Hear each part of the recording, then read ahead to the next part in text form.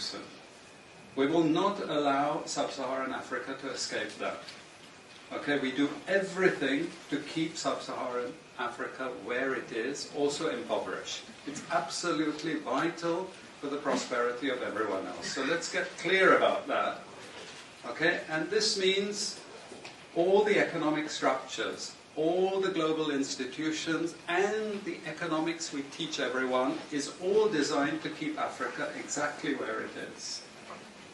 And whether it is Europe or US or now China, it's always the same.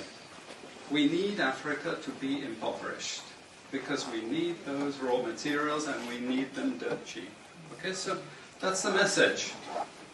It doesn't mean to say that there's nothing Africans can do. Of course there is. Okay, but this is the opposition that they're fighting. This is what it's about. Because if Africa does do something different, I assure you living standards of all those in Europe and North America and Asia is going to fall. Okay? And that is a big price to pay.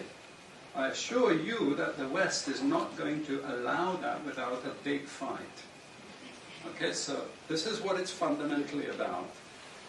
What I want to show you is how these structures are operating. It's just 20 minutes, so we can't do very much, but just to give you a little bit of an idea. And why I keep the ideology part there is because we are part of the producers of ideology. At universities and academic institutions, we are complicit in this whole enterprise. Okay, so the job of many Western academics is to convince Africans they have to keep doing what they're doing. Okay? And to show them it's your fault that you're poor. It's not our fault. It's your fault that you're poor. You know? So this is what we do in academic institutions, and I want to show that as well.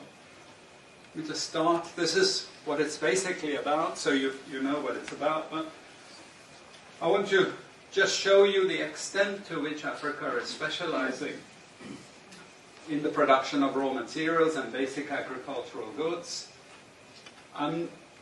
We know the basic forces that have caused this underdevelopment. We know it's colonization. I will not discuss that very much because my colleague speaker is going to go into some aspects of this. But I do want to discuss the global economic structures, the global financial institutions, and economic ideology, briefly, to give you a flavor of those. Let me start with this. You can't really see it so easily, but if those of you who are interested, you want the PowerPoint, I'm sure we can make it available to you. But the thing that you really need to see is the top line. Okay? And the extent of dependency is captured by this statistic at the top. Okay? And you compare it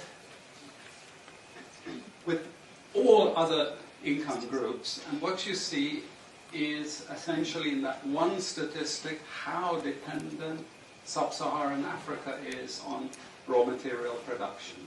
Okay? This is the very heart of what makes sub-Saharan Africa beat. Okay? Here, just to have a look at one very important additional statistic, with all this export coming from sub-Saharan Africa, how much does sub-Saharan Africa account for in terms of global trade value? We know there are vast resources coming from there, but look at the bottom line in terms of global trade value. Look at that. 0.5%, 1975, 0.95%, going down to 0.1. To 0.1. Meaning that with all these vast resources being produced, how much are they getting for it? Nothing. Nothing. This is a very significant piece of data. Then I just want to show you what has happened to sub-Saharan Africa, because what we know, and from all studies, no country ever develops without manufacturing. Okay, producing raw materials will not take you anywhere. Producing basic agricultural goods will not take you anywhere.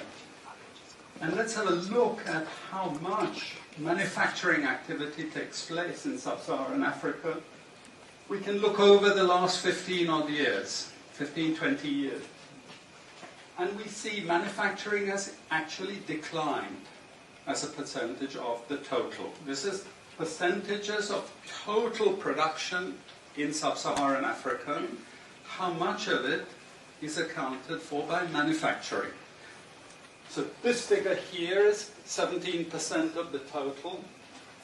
Most of the rest, when we talk of industry, it includes manufacturing, but the bulk of it is mining. Okay? Raw material extraction. This is the bulk of it.